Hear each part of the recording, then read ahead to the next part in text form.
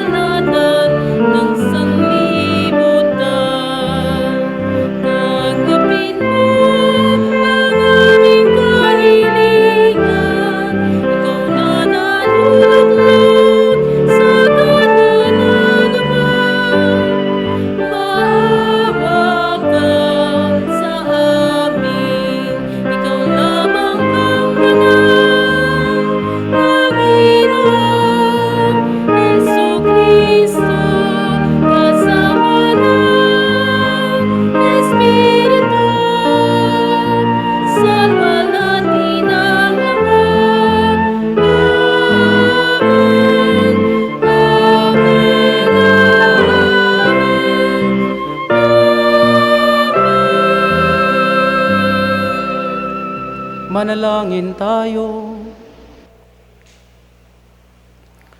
Ama naming makapangyarihan, ang iyong pinakadakilang magagawa ay magpatawad, at ang iyong laging ipinakikita ay pagkahabag.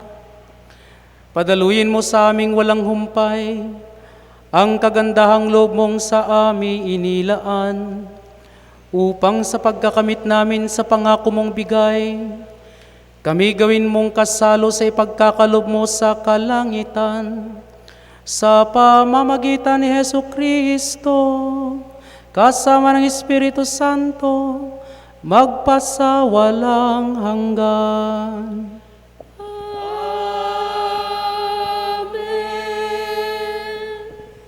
Magsiupo at ating pakinggan ang pagpapahayag ng salita ng Diyos. Tinuturuan ni Propeta Ezekiel ang mga taong nasa pagsasabuhay ng pasyang mabagong buhay ang kaligtasan. Ang kabutihang bunga ng pangakong magbago ay ang kilos na siyang gagantipalaan ng Diyos. Ang unang pagbasa. Pagpapahayag mula sa aklat ni Propeta Ezekiel.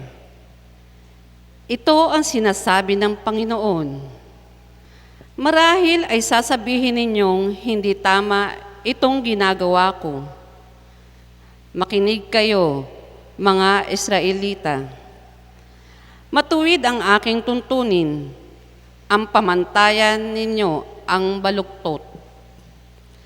Kapag ang isang taong matuwid ay nagpakasama, mamamatay siya dahil kasama ang ginawa niya. At ang masamang nagpakabuti at gumawa ng mga bagay na matuwid ay mabubuhay. Dahil sa pagtalikod sa nagawa niyang kasamaan noong una,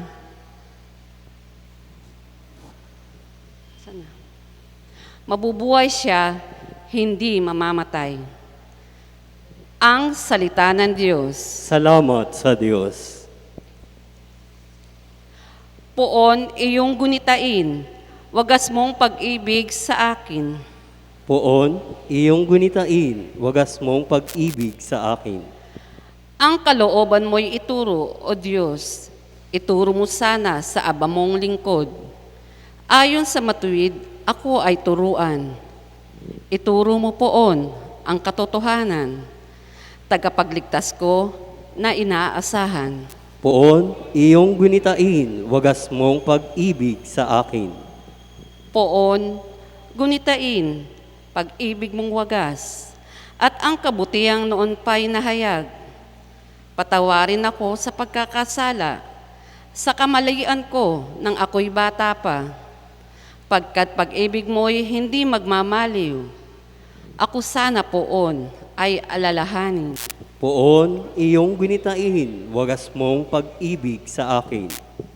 Mabuti ang poon at makatarungan sa mga salarig, guro at patnubay. Sa mababang loob, siya yaong gabay at nagtuturo ng kanyang kalooban. Poon, iyong gunitain, wagas mong pag-ibig sa akin. Ang awit na ito sa liham ni San Pablo sa mga taga-Filipos ay nagpupuri sa kababaang loob ni Kristo Jesus. May dalawang yugto ang kanyang pagpapakumbaba. Ang una ay ang kanyang pagkakatawang tao kung saan hinubad niya ang kanyang pagka-Diyos. Ang ikalawa ay ang kanyang pagiging masunurin hanggang kamatayan sa krus. Makintal nawa sa ating mga damdamin ang paghahangad sa ganitong uri ng kababaang loob. Ang ikalawang pagbasa. Pagpapahayag mula sa sulat ni Apostol San Pablo sa mga taga-Pilipos. Mga kapatid, nagbibigay ba sa inyo ng kasiglahan ng buhay na nakaugnay kay Kristo? Naaaliw ba kayo ng kanyang pag-ibig? May pagkakaisa ba kayo sa Espiritu Santo? Kayo ba'y may madaramang hangarin na tumulong sa iba? Kung gayon, lubusin ninyo ang aking kagalakan. Maghari sa inyo ang pagkakasundo. Mabuklod kayo ng iisang pag-ibig at maging isa kayo sa puso't diwa. Huwag kayong gagawa ng anumang bagay dahil lamang sa hangad ninyong matanyag. Bagkus, magpakababa kayo at huwag ipalagay na kayo'y mabuti kaysa sa iba. Ipagmalasakit ninyo ang kapakanan ng iba, hindi lamang ang sa inyong sarili. Magpakababa kayo tulad ni Kristo Jesus, na bagamat siya ay Diyos, hindi nagpilit na manatiling kapantay ng Diyos. Bagkus, hinubad niya ang lahat ng katangian ng pagka-Diyos. Nagkatabang tao at namuhay na isang alipin ng maging tao. Siya ay nagpakababa at naging masunurin hanggang kamatayan. Oo, hanggang kamatayan sa krus. Kaya naman, siya ay itinampok ng Diyos at binigyan ng pangalang higit sa lahat ng pangalan. Ano pat ang lahat ng nilalang na nasa langit, nasa lupa, at nasa ilalim ng lupa ay maninikluhod at sasamba sa Kanya. At ipapahayag ng lahat na si Jesucristo ang Panginoon na ikararangal ng Diyos Ama. Ang salita ng Diyos. Salamat sa Diyos. Magsitayo at bigyang galang ang mabuting balita.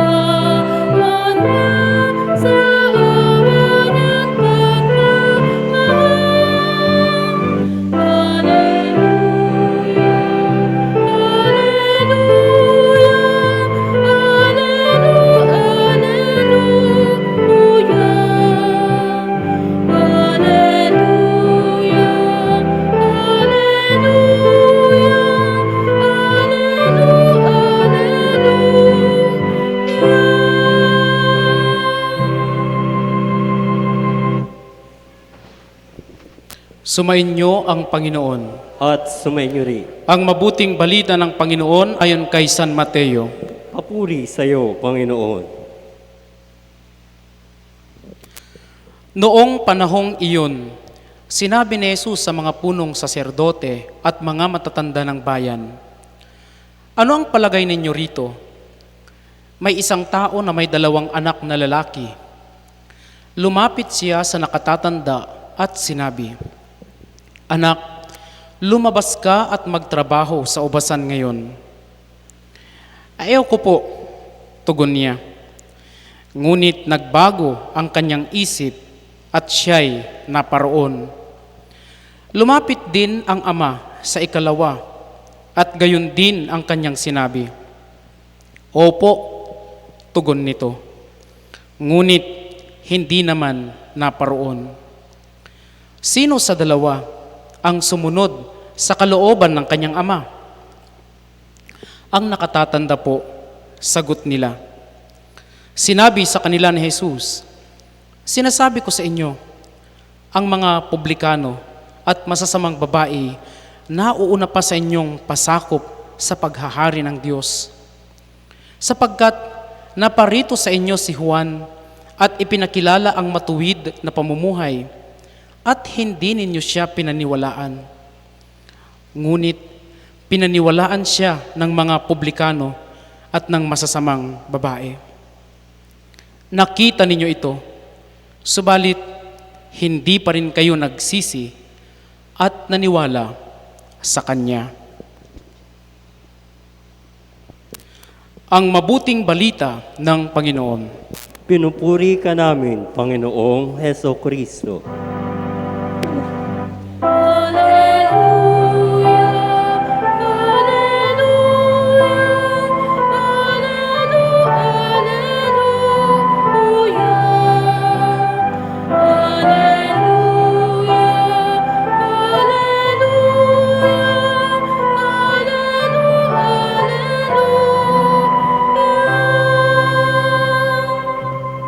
magsiupo.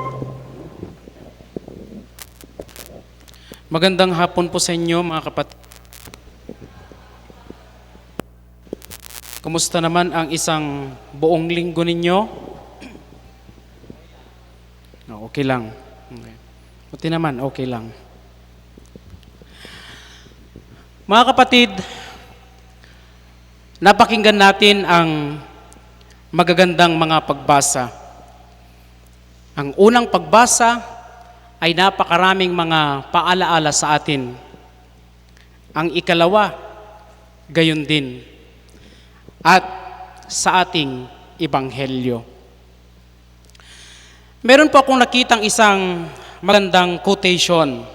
Ang sabi po, success in our spiritual life does not come from how many Bible verses you memorized, but instead how many you live out. Uulitin ko. Success in our spiritual life does not come from how many Bible verses you memorized, but instead how many you lived out. One time, doon po sa Palawan, nung ako po ay na-assign para sa aming summer apostolate, meron pong nagtanong sa akin. Ang sabi po niya, "Brother, kayo pala ay nag-aaral tungkol sa Biblia. So, gusto ko lang pong tanungin," sabi niya, "ilan lahat ang mga salita na nakapaloob sa Biblia?" So, yung kanya pong tanong ay kung ilan literally ang mga salita sa kabuuan ng Biblia. Yun yung kanyang tanong. So sabi ko, kung sa bilang ng mga salita mayroon ang Biblia, honestly, hindi ko po alam. Sabi ko sa kanya. Pero gusto ko rin po kayong tanungin. Kung alam ninyo ang eksaktong bilang ng mga salita sa Biblia, ilan po dito ang inyong naisabuhay? Mga kapatid, ang ating tagumpay sa spiritual na paglalakbay at spiritual na pamumuhay ay hindi nababatay sa kung gaano karami ang nalalaman natin, kung gaano karami ang kaya nating i-recite na mga panalangin, kung gaano kahaba tayo manalangin. That is not the basis of successful spiritual life. Ang totoong malalim na espiritualidad ay yung naisa sa buhay natin araw-araw ang ating pananampalataya. This is the most difficult thing. This is a very challenging part of being a Christian. Kasi po napakadaling magpanggap, napakadaling magkunwari, napakadaling magbalat kayo na tayo ay totoong Kristiyano. Pero, kung titignan natin at pag-aaralan natin dito pa lang sa loob ng simbahan, our attitude, kung nandito tayo sa loob ng simbahan, ano? Ang ating attitude sa banal na misa, ano? Ang ating attitude bilang isang Kristiyano, ano? Yun yung batayan. Paano ka makihalubilo sa kapwa mo tao sa labas? Paano ka magsalita sa iba't ibang uri at antas ng mga taong nakakasalamuha natin araw-araw? Yon ang basihan. Ano ka? Paglabas mo dito sa simbahan, Sino ka pag nasa loob ka ng tahanan ninyo? Sino ka paglabas ng tahanan ninyo? That is the basis ng ating pagiging totoong Kristiyano.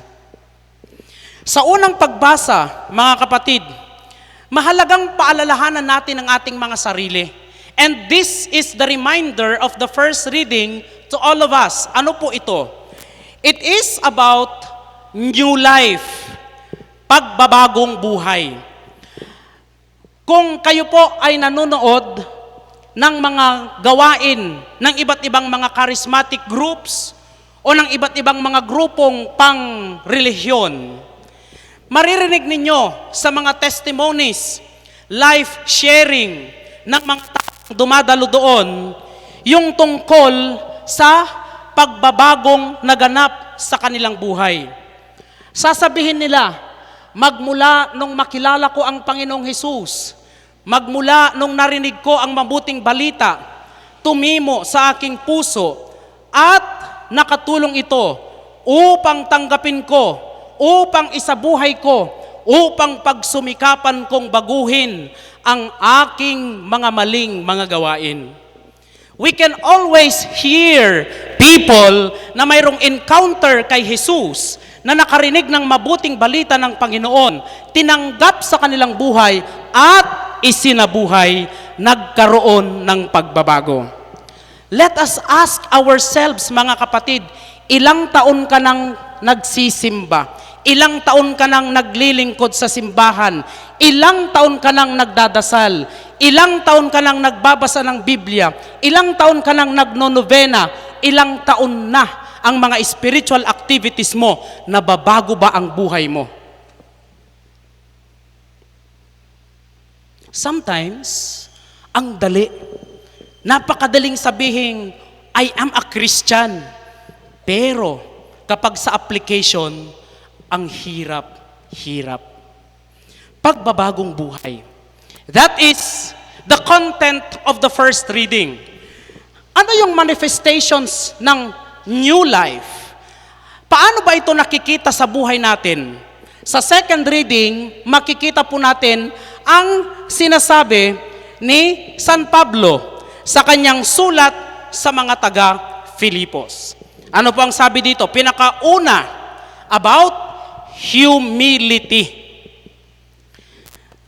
Ang manifestation ng pagbabagong buhay, pagbago ang buhay natin kay Kristo Jesus, ay humility. Tignan ninyo, maraming mga tao dati, mga suplada, mga suplado, hindi maganda yung kanilang mga gawain. Pag magsalita, pabalang. Pag magsalita, pasagot. Pag inutusan, padabog.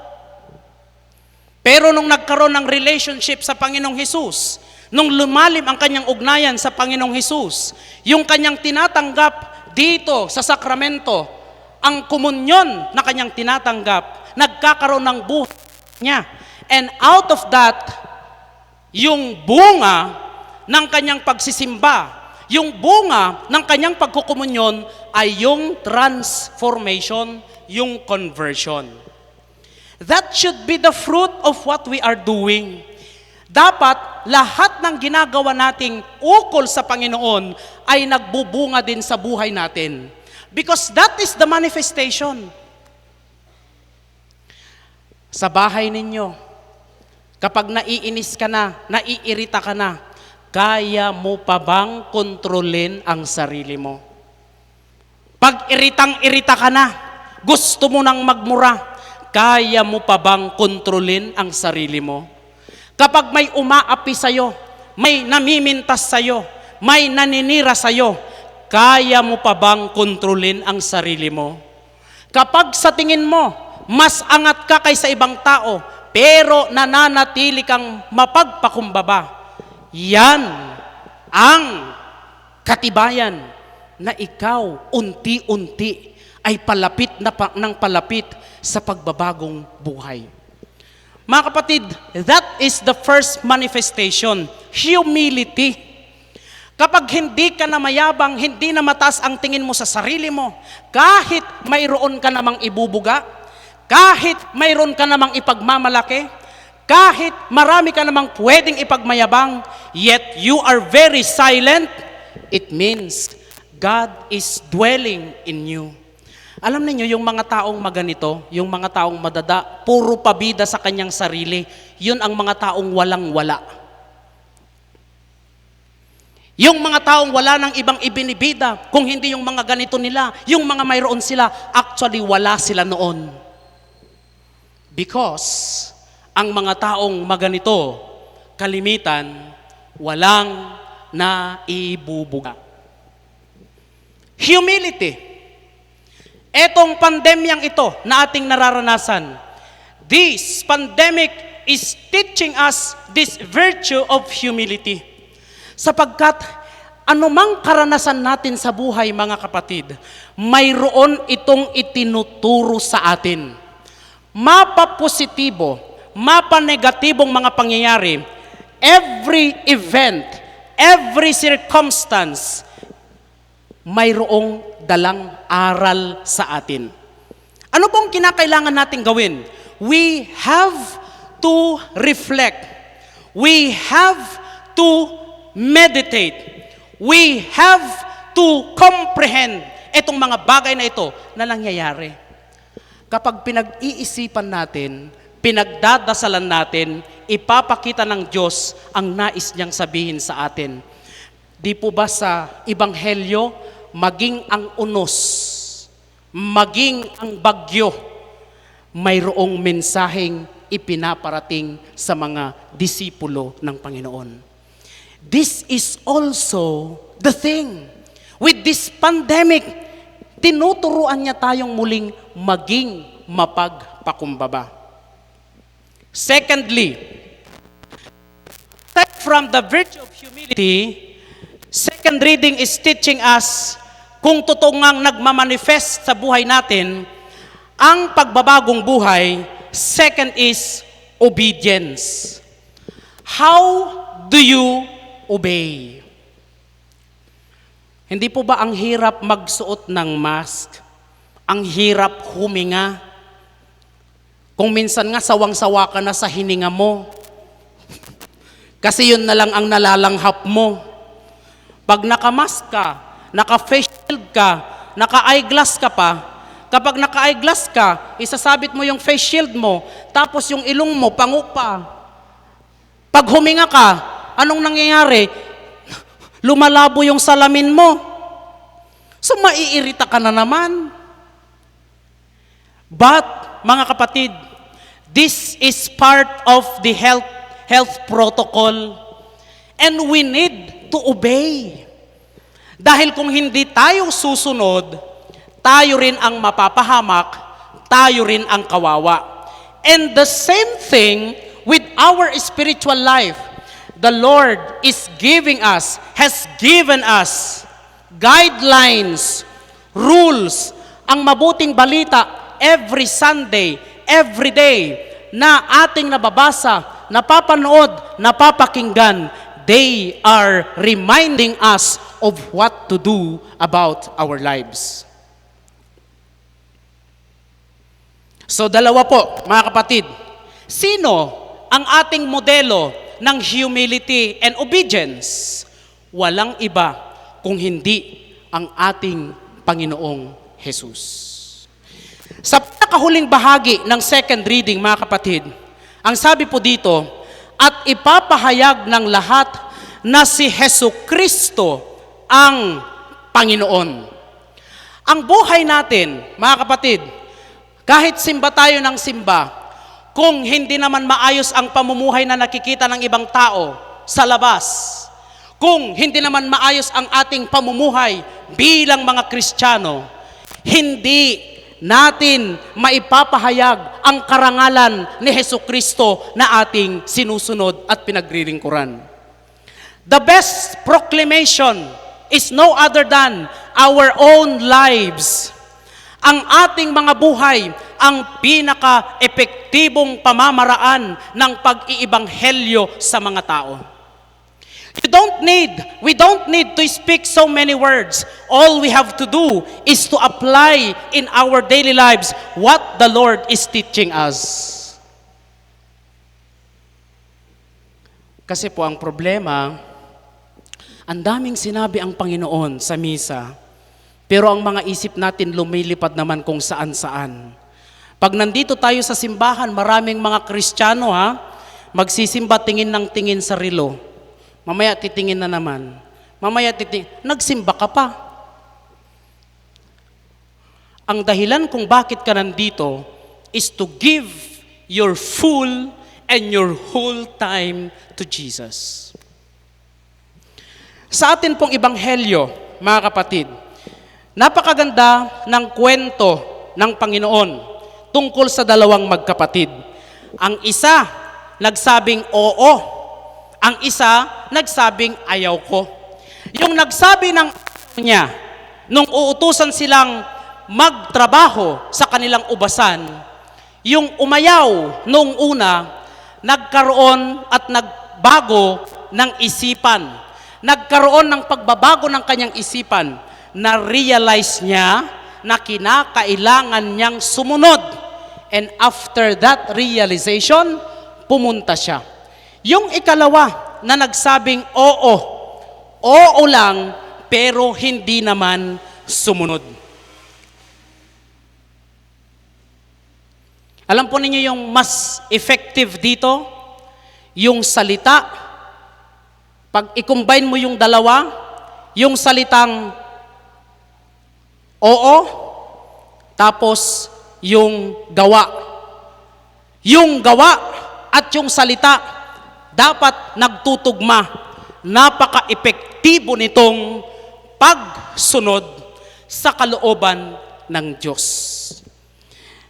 Mayroon pong tinatawag na levels of obedience.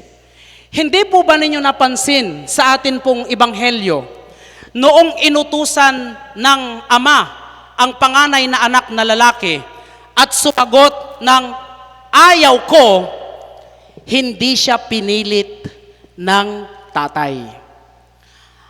Ang Diyos, hindi namimilit. Hindi ipinagpipilitan ng Diyos ang kanyang sarili sa mga tao. Kaya nga ang sabi ng Panginoon sa pinakahuli, dito po sa Ebanghelyo, sabi niya, nung tinanong niya kung sino sa dalawa ang sumunod, at sumagot naman sila. Sabi ng Panginoong Hesus, sinasabi ko sa inyo, ang mga publikano at masasamang babae na uuna pa sa inyong pasakop sa paghahari ng Diyos.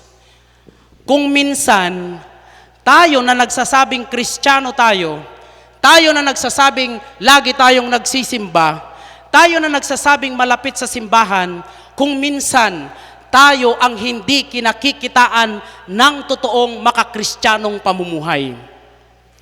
Yung mga sinasabi nating mga hindi nagsisimba, yung mga nakikita natin dyan sa labas na walang anumang mga parang hindi natin kinakikitaan ng malalim na espiritualidad, kapag pagtulong, sila pa yung nauunang tumutulong. Maraming mga tao, they are very silent, yet they are doing so many good things. At ito po yung hamon sa ating lahat, mga kapatid. So first level of obedience is freedom. Because God gave us our freedom. Binigyan tayo ng Diyos ng ating kalayaan. Kalayaang mag-isip, kalayaang magdesisyon, kalayaang pumili. Kung ano ang piliin mo, you will suffer consequence of what you are going to choose. Kaya nga, yung tatay, hindi niya pinilit yung kanyang anak. Pumunta ka doon. Ako ang tatay mo. Sundin mo ako. Never. The father did not do that. Sa second, hindi rin sinabi nung tatay, nung umoo yung kanyang anak na ikalawa, na very good, mabuti, mahusay, buti naman umoo ka. Why? Because God knows what is deep within our minds. Alam ng Diyos kung ano ang nasa sa isipan natin. Alam ng Diyos kung totoo tayo sa mga sinasabi natin. Alam ng Diyos kung tayo nga ay hindi sinungaling sa Kanya. Hello? Oh, hindi ko kasi kayo nakikitang nag-i-smile kasi nakatakip yung mga mukha. Okay lang yan. Ikalawa, the second level, we choose not only to obey with the Lord's will, but also to agree with it in our own minds. Yun yung second level. Hindi lamang pipiliin nating sumunod sa kalooban ng Diyos. Kung hindi, yung pagsunod natin, kung ano ang kalooban ng Diyos, ay nasa sa isipan din natin. Na gusto mo talagang sumunod kahit ano pang mangyari. Alam po ninyo, no, kahanga-hanga, yung maraming mga naglilingkod sa simbahan talaga na very visible, kahanga-hanga, kahit anong mangyari, as much as possible, hindi sila papipigil magsilbi sa simbahan. Why? Because yung mindset nila ay para sa paglilingkod sa Diyos. No reasons given. Basta't ang gusto nila ay maglingkod. Third level of obedience. It is the perfect obedience. And what is that? Not only to do the Lord's will and agreeing with the mind, but also desiring. Ano po ba ang desire ninyo? Ano po ba ang nais ninyo sa buhay? Ang daming mga kapatid, wala nang ibang nais sa buhay kung hindi maging mayaman, magkaroon ng maraming pera, etc., etc., makapagpundar ng kung ano-anong mga bagay. But in the end, lahat ng kanilang pinagsumikapan, lahat ng mga bagay na kanilang naipundar, yun din ang nagbibigay sa kanila ng problema. What is our desire? Ang nais ba natin ay ang maglingkod sa Diyos? Ang nais ba natin ay mapalapit kay Jesus? Huwag nating sayangin, mga kapatid, ang bawat misang dinadaluhan natin na tinatanggap natin ang Panginoong Jesus sa pamamagitan ng komunyon. That is the true manifestation of Jesus' humility. That until now, napaka-humble ng Panginoon na ipinapakita niya ang kanyang sarili palagi sa atin in the form of bread. And this form of bread, kayang-kaya nating tanggapin. Patuloy niya tayong inaabot. Kaya nga nakakapagkomunyon tayo. Alam po ninyo, gustong-gusto ko po yung ginagawa natin dito pag sa komunyon. Yung bababa ang lay minister at ang pare at iaabot na lang sa inyo ang katawan ni Kristo. Kung pagninilayan natin, ganyan-ganyan ang ginawa ng Panginoong Hesus nung siya ay bumaba from heaven at siya ay nakiisa. Inabot niya tayo yung ating mga kahinaan. Hindi lang siya basta salita, ginawa niya. Kung ano ang ginawa ni Jesus na ating sinusunod, yun din dapat ang ating gawin. Huwag po nating sasayangin ang pagkukumunyon, mga kapatid. Imagine, nandyan lang kayo, aabutin nyo na lang. Iaabot sa inyo. At ito yung masaklap kung minsan. Pagkatapos, buti nga ngayon, dahil sa pandemya, nagkaroon tayo ng distansya. Anong ibig sabihin yan? Pagkakumunyon mo, tinanggap mo na ang katawan ni Kristo, isusubo mo, magdadasal ka. Kasi nung lapit-lapit pa tayo, ang nangyayari, pagkakomunyon, nakikipagchismisan na sa katabi. But now, the Lord is giving us the space, and that space is reserved for Him. Kaya nga, wag po sana nating sasayangin ang space na ito, na pagkatapos ninyong mangumunyon, magdasal, magdasal, magdasal, manahimik. That is manifestation of a renewed life. Mga kapatid, bago ko po tapusin ang atin pong pagninilay. Nawa po, palagi po tayong kumapit sa Panginoong Hesus. Hindi lamang po puro dada, puro ngawa, wala namang gawa. Samahan natin ng gawa ang bawat salita, ang bawat pangako, ang bawat sinasabi natin sa Diyos, kahit sa ating mga kapatid. Gumawa tayo sapagkat ito ang toong katibayan at katunayan na tayo ay sumusunod sa kalooban ng Diyos. Sa mga pagkakataong ito, kinakailangan po nating magbago. Ang dami po nating pwedeng mapag-isipan at i-realign natin ang ating mga buhay patungo sa pagbabago, patungo kay Jesus, sapagkat hindi natin alam ang mangyayari sa mga hinaharap. Subalit, isa lang ang sigurado, yung ating matibay na pananampalataya sa Panginoong Hesus ang siyang mag-aangat sa atin patungo sa katapusan ng mga kahirapang dinaranas natin. Huwag tayong bumitaw sa Kanya. Huwag tayong manghinawa. Huwag tayong mawalan ng pag-asa. Kapit lang sa Panginoon, hindi tayo bibitawan ni Hesus. Manatili tayong mag-ingat, manatili tayong magdasal, manatili tayong lumapit at kumapit kay Hesus. Atin pong ihayag ang ating pananampalataya. Magsitayo po. Sumasampalataya ako Sa Diyos amang makapangyarihan sa lahat, na may gawa ng langit at lupa. Sumasampalataya ako kay Jesucristo, iisang anak ng Diyos, Panginoon nating lahat. Nagkatawang tao siya, lalang ng Espiritu Santo. Ipinanganak ni Santa Maria ang Birhen. Pinagpakasakit ni Poncio Pilato. Ipinako sa krus na matay inilibing. Nanaog sa kinaroroonan ng mga yumao. Nang may 3 araw na buhay na magmuli, umakyat sa langit, naluklok sa kanan ng Diyos, amang makapangyarihan sa lahat. Doon magmumulang paririto at huhukom sa nangabubuhay at nangamatay na tao.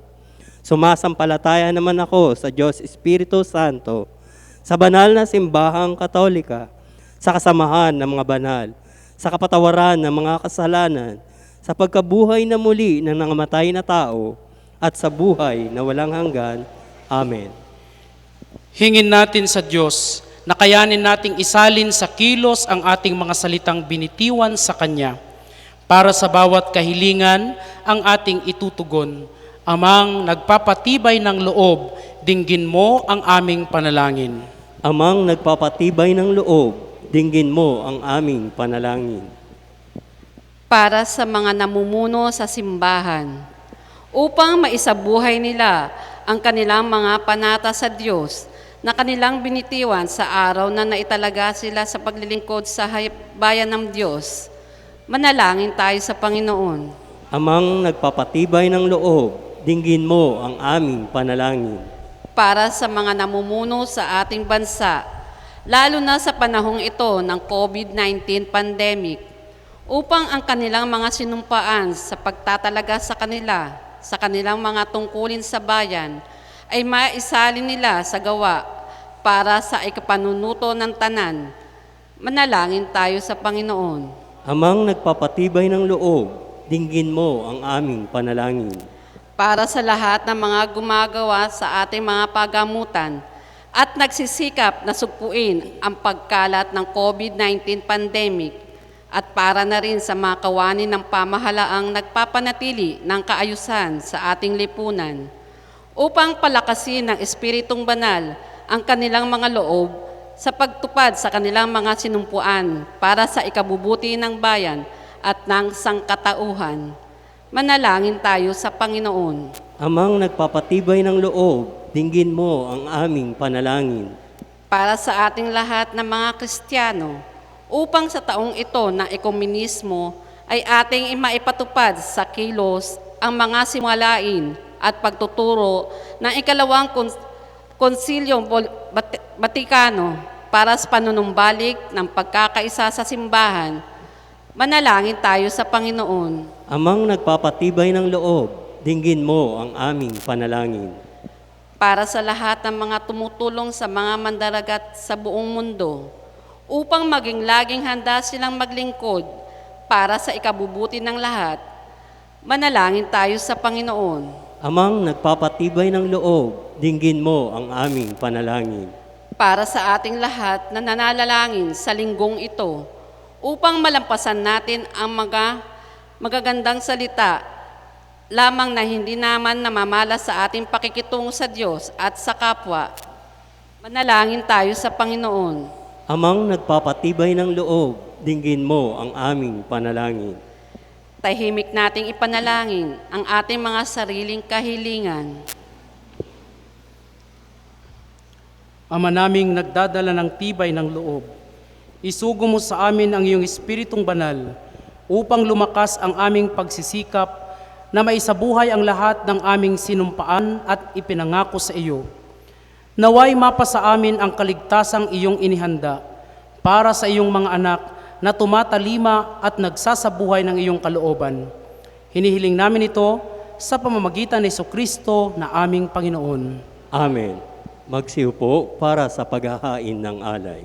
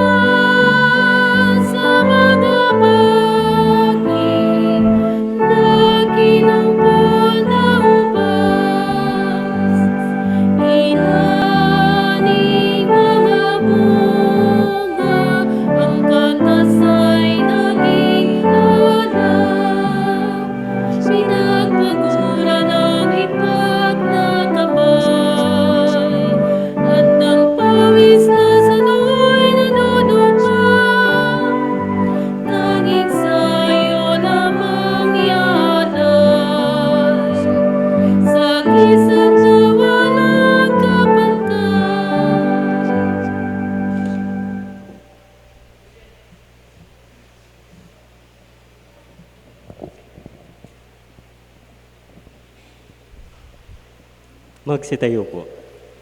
Manalangin kayo mga kapatid upang ang paghahain natin ay kalugdan ng Diyos amang makapangyarihan. Tanggapin nawa ng Panginoon itong paghahain sa iyong mga kamay, sa kapurihan niya at karangalan sa ating kapakinabangan at sa buong sambayanan niyang banal. Ama naming lumikha, loobin mong ikalugod ang aming paghandog, at ito naway siyang magkalob ng iyong pagpapalang sa aming umaagos, sa pamamagitan ni Jesucristo, kasama ng Espiritu Santo, magpasawalang hanggan. Sumainyo ang Panginoon, At sumayin niyo rin. itaas sa Diyos ang inyong puso at diwa. Itinaas na namin sa Panginoon. Pasalamatan natin ang Panginoong ating Diyos. Marapat na siya ay pasalamatan. Ama naming makapangyarihan, tunay ngang marapat na ikaw ay aming pasalamatan.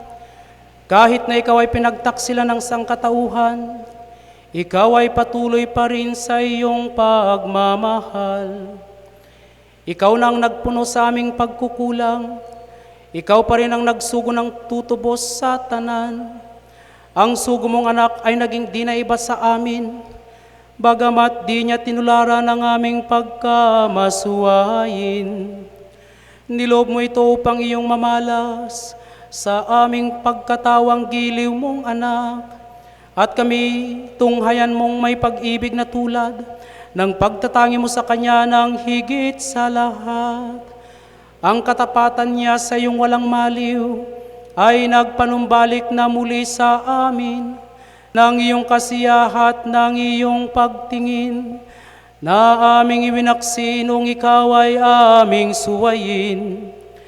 Kaya kaysa ng mga anghel na nagsisiawit ng papuri sa iyo, nang walang umpay sa kalangitan, kami nagbubunyi sa iyong kadakilaan.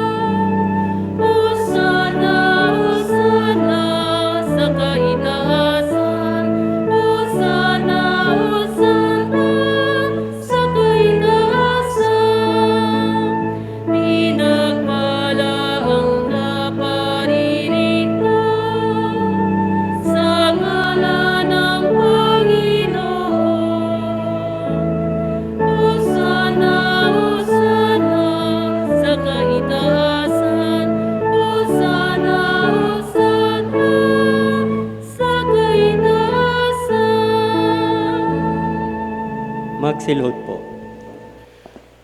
Ama naming banal, ikaw ang bukal ng tanang kabanalan.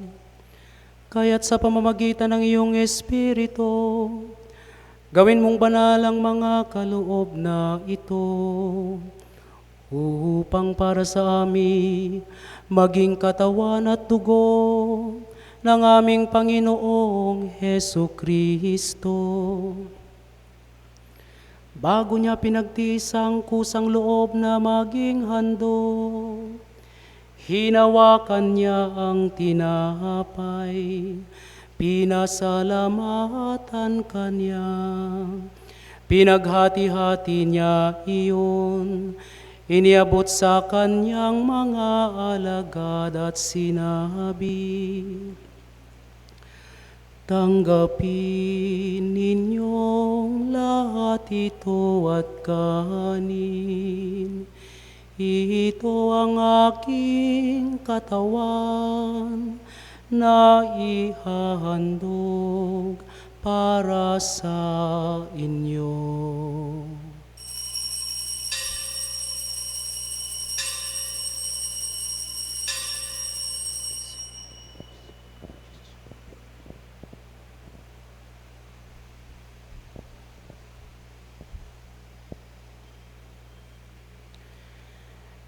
Gayon din naman, nung matapos ang hapunan, hinawakan niya ang kalis, muli kanyang pinasalamatan.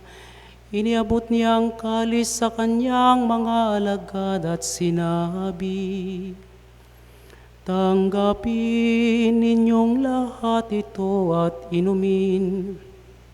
Ito ang kalis ng aking dugo, ng bago at walang hanggang tipan.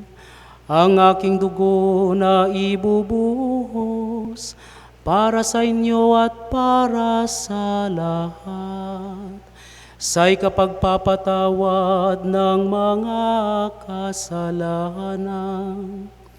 Gawin ninyo ito sa pag-aalala sa akin.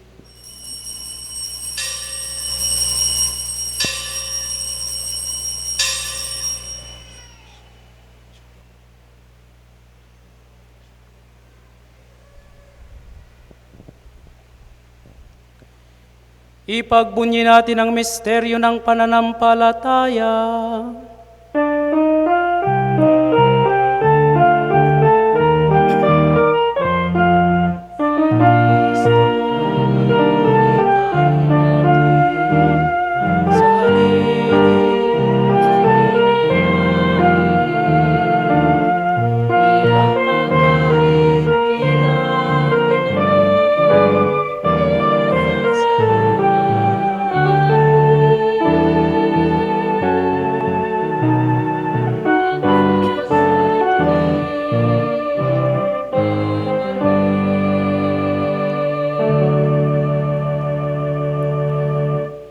Ama, ginagawa namin ngayon ang pag-alala sa pagkamatay at muling pagkabuhay ng iyong anak. Kaya tiniaalay namin sa iyo ang tinapay na nagbibigay buhay at ang kalis na nagkakaloob ng kaligtasan. Kami nagpapasalamat dahil kami yung minarapat na tumayo sa harap mo para maglingkod sa iyo.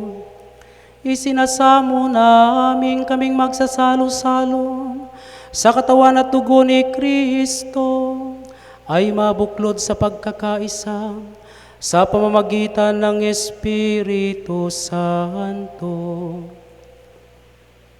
Ama, lingapin mo ang iyong simbahang laganap sa buong daigdig. Puspusin mo kami sa pag-ibig kaysa ni Francisco na aming Papa at ni Reynaldo na aming Obispo at ng Tanang Kaparian. Alalahanin natin ang mga mahal natin sa buhay na namayapa na.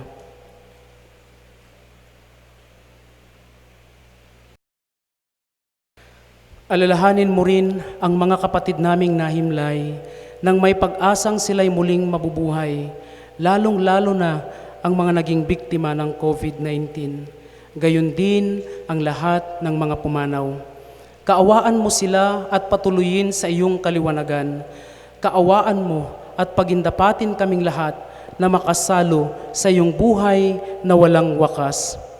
Kaisa ng mahal na Birheng Maria na ina ng Diyos, ni San Jose na kabiyak ng kanyang puso, kaisa ng mga apostol at ng lahat ng mga banal na namuhay dito sa daigdig ng kalugod-lugod sa iyo, may pagdiwang nawa namin ang pagpupuri sa ikararangal mo sa pamamagitan ng iyong anak na aming Panginoong Hesukristo.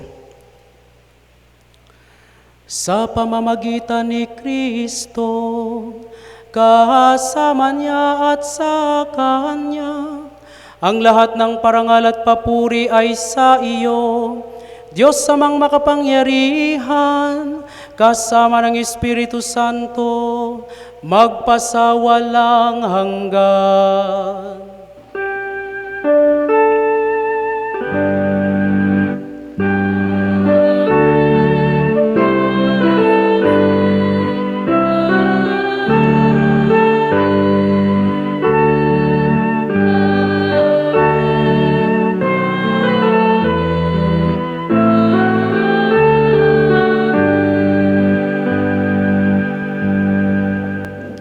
Magsitayo. Sa tagubilin ng mga nakagagaling na utos at turo ni Jesus na Panginoon natin at Diyos, ipahayag natin ng lakas loob.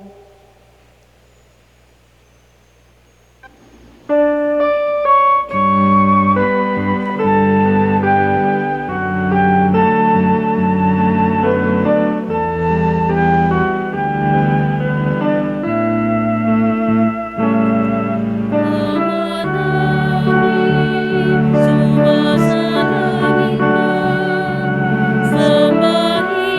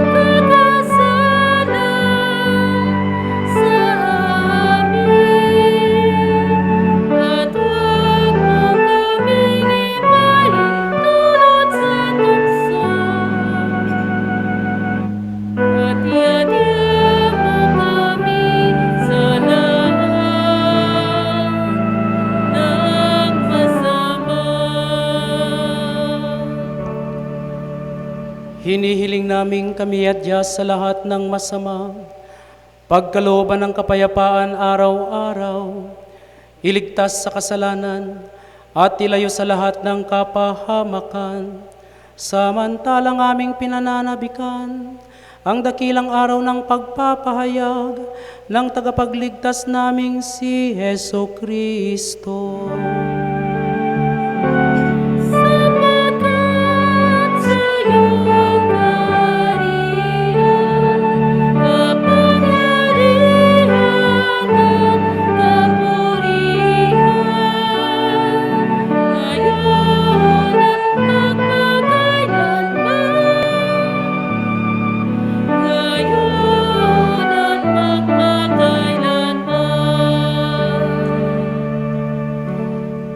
Panginoong Heso Kristo, sinabi mo sa iyong mga apostol, kapayapaan ang iniiwan ko sa inyo, ang aking kapayapaan ang ibinibigay ko sa inyo.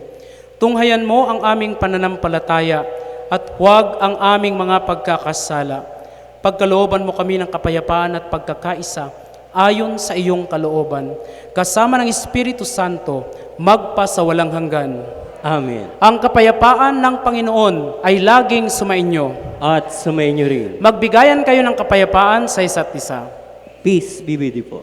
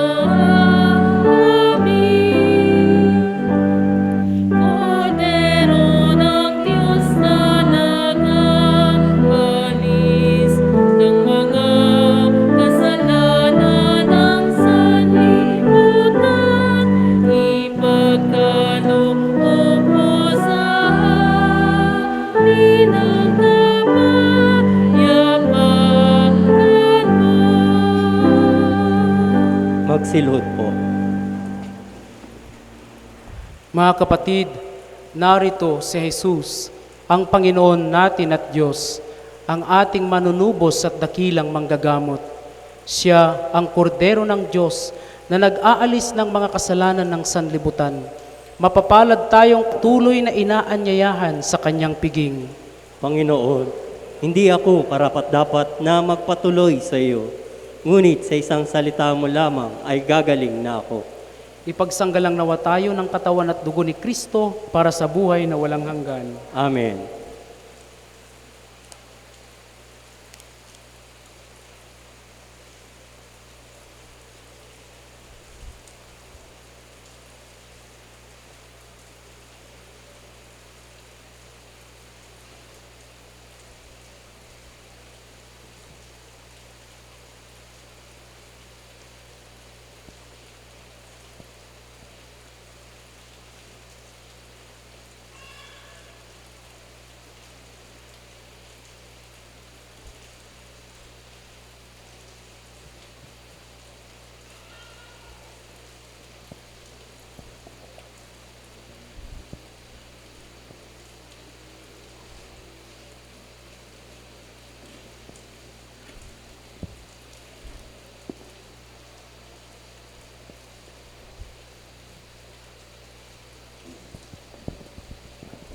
Yung pong nais mangmunyon ay tatayo lamang po sa kanilang lugar.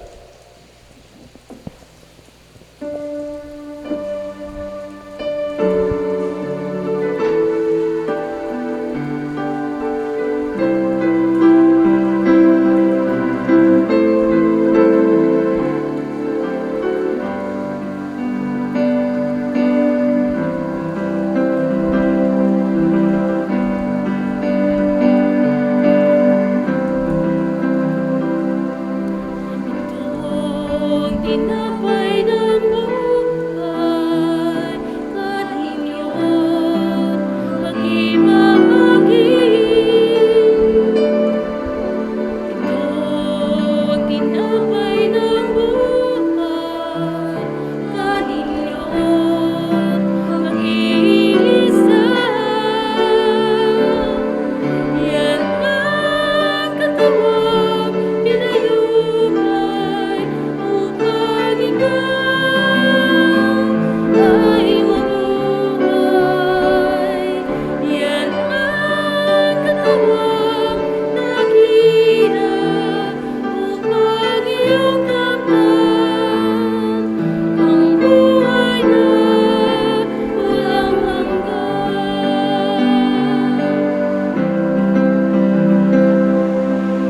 Ito ang saro ng bagong tipan, inumin mo't mag-ibahagi. Ito ang saro ng bagong tipan, inumin mo't mag-iisa. Yan ang dugo. Meron po tayong second collection para po ito sa pagpapaayos ng ating altar. Marami pong salamat. Yan ang dugo ni Kristo na para sa iyo, doon sa Kalbaryo ay tumigil.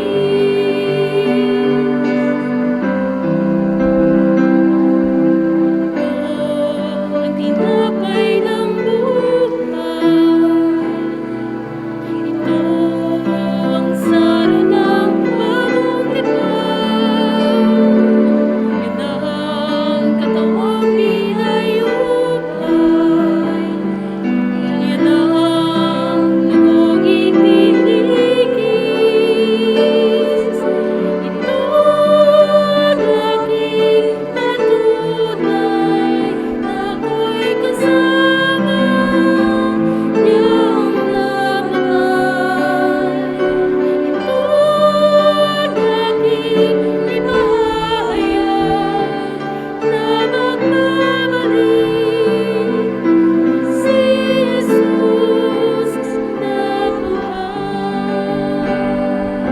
Ito ang aking patunay na ako'y kasama niyang namahal.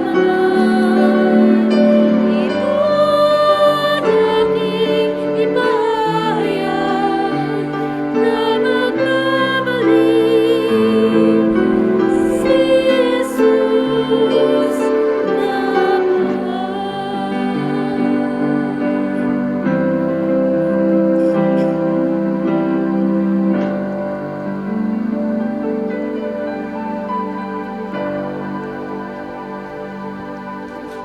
Manalangin po. tayo.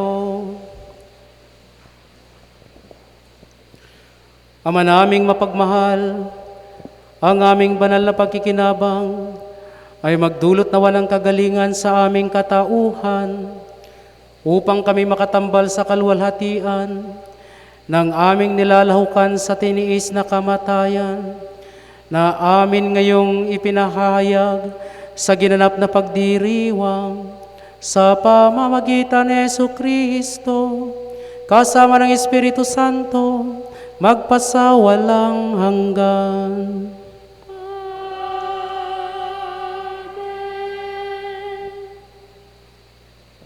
Magsiyo po sandali para sa announcement.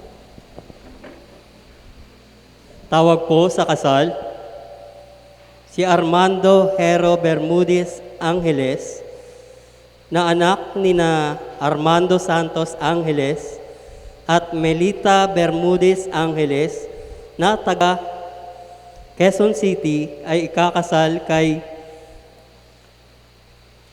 Gillian Montances Barbacena, taga Sampaloc 4, Zone 9, anak ni Nahil Barameda Barbacena at Nova Nona Giray Montanes sa October 4, taong kasalukuyan. Marami pong salamat.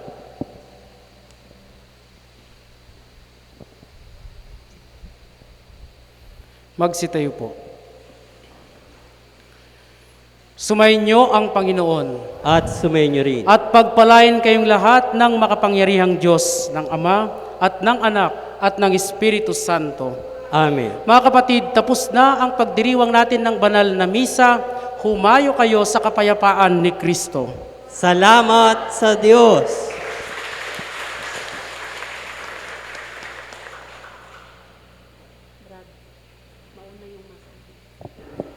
Paalala po, ang ating pong paglabas ay mauuna yung nasa likuran.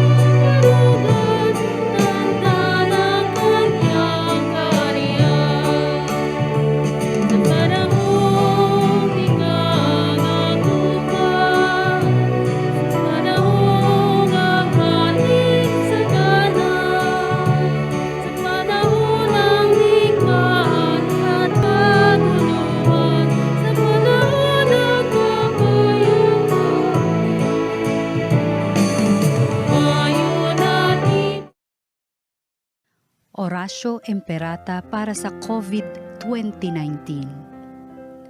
Ama naming mapagmahal, lumalapit kami sa iyo sa aming pangangailangan upang hilingin kami ay ipag-adya mo sa sakit na dulot ng COVID-2019 na kumitil ng maraming buhay at patuloy na kumakalat sa iba't ibang bayan at bansa. Hinihiling namin ang iyong biyaya sa lahat ng mga nag-aaral ng uri at pinagmula ng salot na ito.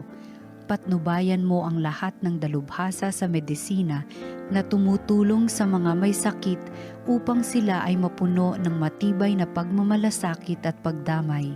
Ipinapanalangin namin ang mga pamahalaan na naghahanap ng lunas at kagalingan para sa mga pinahihirapan ng sakit dulot ng salot na ito.